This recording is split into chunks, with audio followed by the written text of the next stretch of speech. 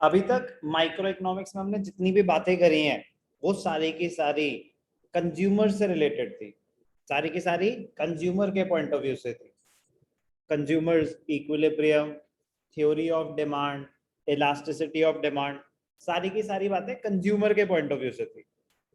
अब एक अलग दुनिया में जा रहे हैं, बिल्कुल ही अलग यूनिट है। यूनिट का नाम है producers behaviour. Producers behaviour.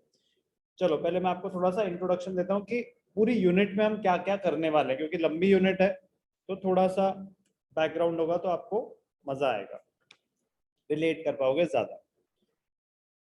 Unit का नाम क्या है? Producers behaviour and supply. पहले हम क्या कर रहे थे? Consumers behaviour and demand. सारी की सारी बातें कंज्यूमर के पॉइंट ऑफ व्यू से कि अगर प्राइस बढ़ा तो कंज्यूमर कैसे रिएक्ट करेगा, अगर प्राइस कम हुआ तो कंज्यूमर कैसे रिएक्ट करेगा, फैक्टर्स अफेक्टिंग डिमांड, इनकम बढ़ी अगर कंज्यूमर की तो वो कैसे रिएक्ट करेगा। तो जो भी बातें थी सारी की सारी कंज्यूमर के पॉइंट ऑफ व्यू से थी। आइसोलेशन में कि मतलब आइसोलेशन में इसलिए बोला मैंने क्योंकि वो कह रहे हैं कि जब प्राइसेस कम होते रहेंगे ना मेरी डिमांड बढ़ती रहेगी। कोई कैसे बेचेगा उसे कम प्राइसेस में? मैं बोल रहा हूँ कि अगर ये बॉटल है 100 रुपए की है तो मैं एक लूंगा, 50 रुपए की है तो मैं दो ले लूंगा, 10 रुपए की दोगे तो मैं 10 ले लूंगा। 10 रुपए की दे थोड़ी ना देगा वो मुझे। कह रहे कोई बात, आपने तो मेरी विलिंगनेस पूछी ना, तो इसलिए बोलता इन आइसोलेशन मतलब सिर्फ और सिर्फ कंज्यूमर के पॉइंट ऑफ व्यू से बातें हो रही थी। अब सिर्फ और सिर्फ प्रोड्यूसर के पॉइंट ऑफ व्यू से बात होगी। कंज्यूमर के पॉइंट ऑफ व्यू में कंज्यूमर का ऑब्जेक्टिव क्या था? Maximisation of satisfaction with the given income. Producer का ऑब्जेक्टिव क्या होगा? Maximisation of profits with the given resources. तो प्रॉफिट मैक्सिमाइजेशन। तो ऑब्वियसली उल्टी बात करेगा ना ये कि जितनी ज्यादा प्राइसेस होंगे उतना ज्यादा मैं बेचना चाहूंगा। तो भाई साहब खरीदेगा कौन? कह रहे मेरी विलिंगनेस पढ़ रहे हो ना अभी तो सिर्फ और सिर्फ आइसोलेशन में प्रोड्यूसर के पॉइंट ऑफ व्यू से बातें होंगी। अच्छी यूनिट है, इंटरेस्टिंग यूनिट है और बहुत लेंदी यूनिट है। कंज्यूमर एक यूनिट, प्रोड्यूसर एक यूनिट, इसमें मल्टीपल चैप्टर्स, मल्टीपल कॉन्सेप्ट्स। फिर last part of micro economics is market behaviour. तब कंज्यूमर और प्रोड्यूसर के कॉन्सेप्ट्स एक साथ यूज होंगे। तो अगर आपको कंज्यूमर नहीं आता तो प्रोड्यूसर में तो 1% भी कोई चेंज नहीं आएगा, ठीक है ना, कोई प्रॉब्लम नहीं होगी क्योंकि यूज ही नहीं हो रहा। लेकिन अगर कंज्यूमर बिहेवियर नहीं आता तो मार्केट इक्विलिब्रियम में जाके आपको दिक्कत हो जाएगी। तो प्लीज वो कॉन्सेप्ट होता है ना कि वो तो सर टर्म 1 तो हमने डिलीट कर दिया, मतलब शिफ्ट डिलीट दबा दिया, परमानेंट डिलीट। टर्म 2 में तो आएगा नहीं टर्म 1 का, तो इसलिए हमने तो आग लगा दी उन कॉन्सेप्ट्स को। बेटा बहुत बड़ी दिक्कत में आ जाओगे क्योंकि कुछ कॉन्सेप्ट्स इंटर रिलेटेड हैं। तो प्लीज ध्यान रखना, डिलीट मत होने देना, थोड़ा थोड़ा रिवाइज करते चलना, काम आएगा। Okay, producers behaviour entire unit में हम क्या क्या पढ़ने वाले हैं? सबसे पहला चैप्टर होगा प्रोडक्शन फंक्शन। सबसे पहला चैप्टर है प्रोडक्शन फंक्शन जो हम आज करेंगे, प्रोडक्शन फंक्शन। फिर हम पढ़ेंगे concept of cost, concept of cost. फिर हम पढ़ेंगे कॉन्सेप्ट ऑफ रेवेन्यू। फिर हम पढ़ेंगे प्रोड्यूसर्स इक्विलिब्रियम। और फिर प्रोड्यूसर्स बिहेवियर का last chapter supply and elasticity. तो 1 2 3 4 5 डिमांड में 3 चैप्टर्स थे, प्रोड्यूसर्स बिहेवियर में 5 चैप्टर्स है। और ये आपस में इंटर रिलेटेड है, ये आपस में इंटर रिलेटेड है। अगर आपको प्रोडक्शन फंक्शन समझ नहीं आया तो आगे कॉन्सेप्ट समझने में दिक्कत होगी। बहुत सिंपल है सारे कॉन्सेप्ट्स बट इंटर रिलेटेड है। तो फेस्टिवल का टाइम है, कभी कुछ दशहरा, कभी कोई दिवाली मेला, कभी किसी की डांस प्रैक्टिस, कभी किसी की रामलीला की प्रैक्टिस, कभी किसी की शॉपिंग, बहुत सारी चीजें चलती रहेंगी। लेकिन मैं कह रहा हूँ गैप मत आने देना, थोड़ा थोड़ा दिन में 45 मिनट्स निकाले जा सकते हैं आपके कॉन्सेप्ट स्ट्रॉन्ग रखने के लिए। हम गैप ले आएंगे ना, तो नवंबर में हमारा ही प्रेशर बढ़ेगा, दिसंबर में हमारा ही प्रेशर बढ़ेगा।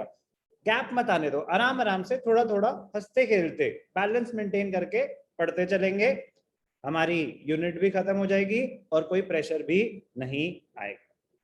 तो प्लीज बैलेंस मेंटेन करेंगे।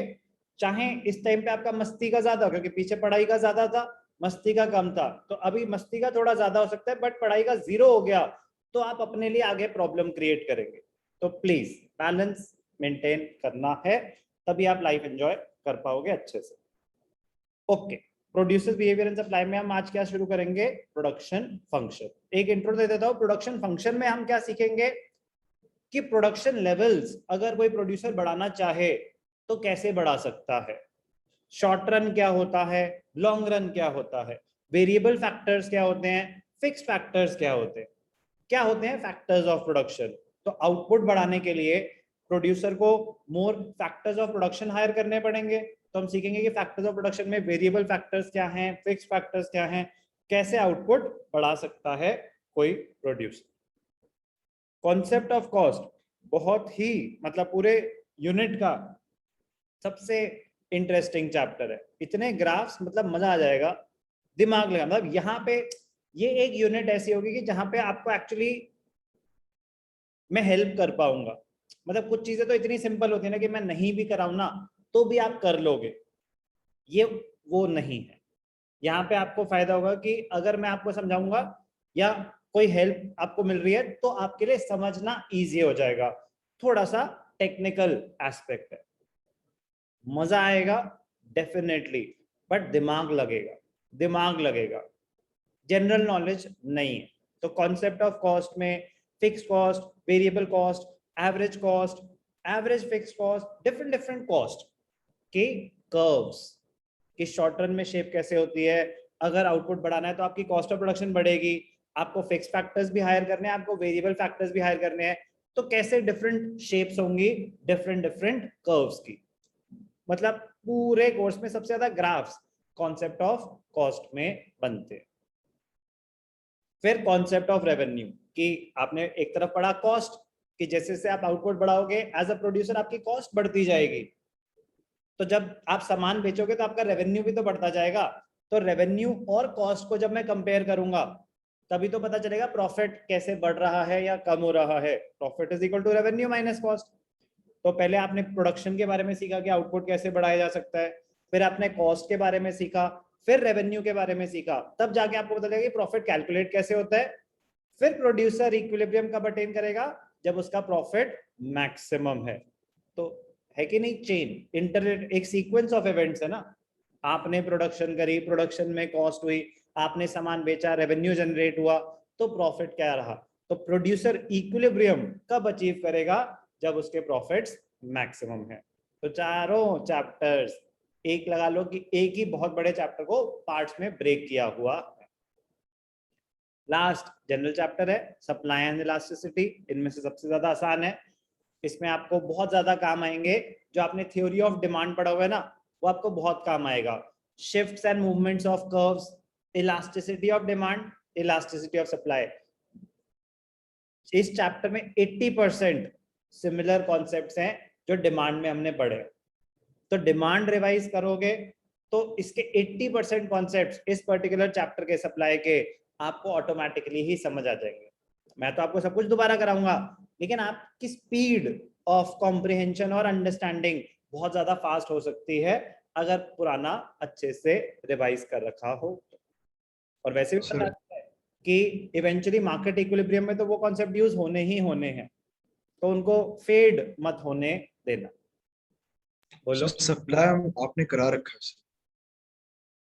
अच्छा, किसी के कोर्स में आ गया था क्या? किसी के कोर्स में आ गया था तो बहुत ही खुशी की बात है फिर तो। बट फिर भी मेरे को दोबारा तो रिवाइज कराना ही पड़ेगा, ठीक है ना। बट ये तो समझ आ गया होगा उस टाइम पे भी कि क्यों करा दिया था, क्योंकि बाकी सारे जो यूनिट्स थी उसकी रिलेटेड ही नहीं थी। डिमांड के ही मेजॉरिटी कॉन्सेप्ट सप्लाई में यूज हो गए थे। Yes sir. तो वो बहुत ही इजी रहा, अच्छी बात है अगर वो हो गया है तो। हम रिवाइज भी करेंगे क्योंकि कुछ स्कूल में शायद आ गया था। अच्छा, वो हमने तब कर लिया था जब तक टर्म 1 का सिलेबस फाइनल नहीं हुआ था। Now I remember. उसके बाद टर्म 1 का सिलेबस आ गया था, तो उसमें सिर्फ कंज्यूमर्स मतलब कंज्यूमर बिहेवियर तक ही था, इक्विलिब्रियम, डिमांड एंड इलास्टिसिटी। चलो गुड, फिर भी मतलब हम उसको रिवाइज करेंगे क्योंकि इतना टाइम तुम्हें ठीक से डिमांड नहीं आता होगा, सप्लाई तो बहुत दूर की बात है। तो मैं रिवाइज करा दूंगा, कोई टेंशन नहीं है। चल सकते हैं आगे? अभी कोई कुछ पूछना चाहेगा?